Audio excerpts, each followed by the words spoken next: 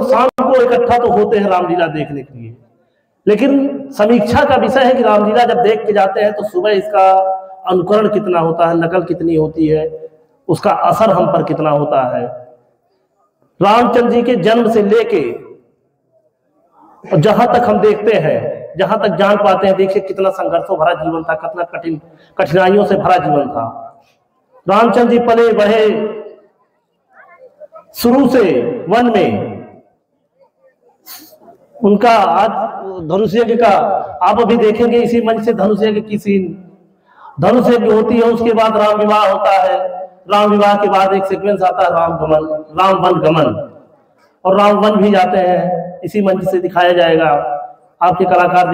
दिखाएंगे। जब राम वन गमन होता है तो अयोध्या कितनी चिंतित होती है, पूरे अयोध्या में शोक की लहर हो जाती है। अब समझिए जब राम विवाह करके अयोध्या पहुंचते हैं तो कितनी खुशी की लहर आती है, पूरा अयोध्या उत्सव में डूबा होता है, और राज्याभिषेक की उनकी तैयारी चलती रहती है। लेकिन सुबह होते होते राज्याभिषेक के बजाय उनके राम वन गमन मिलता है,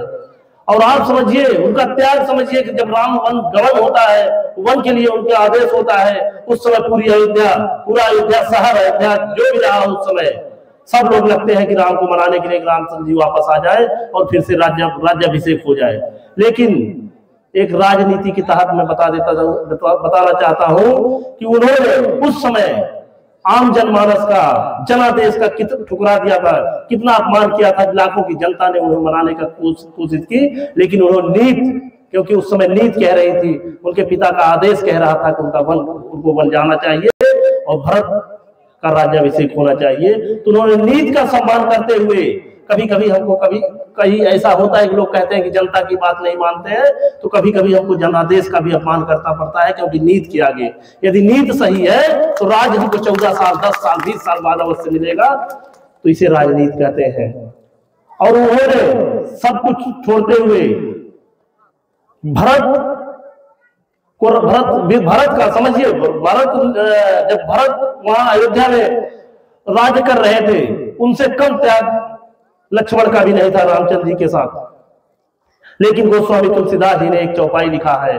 तुम मम प्रिय भरत ही सम भाई। उन्होंने क्यों नहीं लिखा कि तुम मम प्रिय लक्ष्मण सम भाई,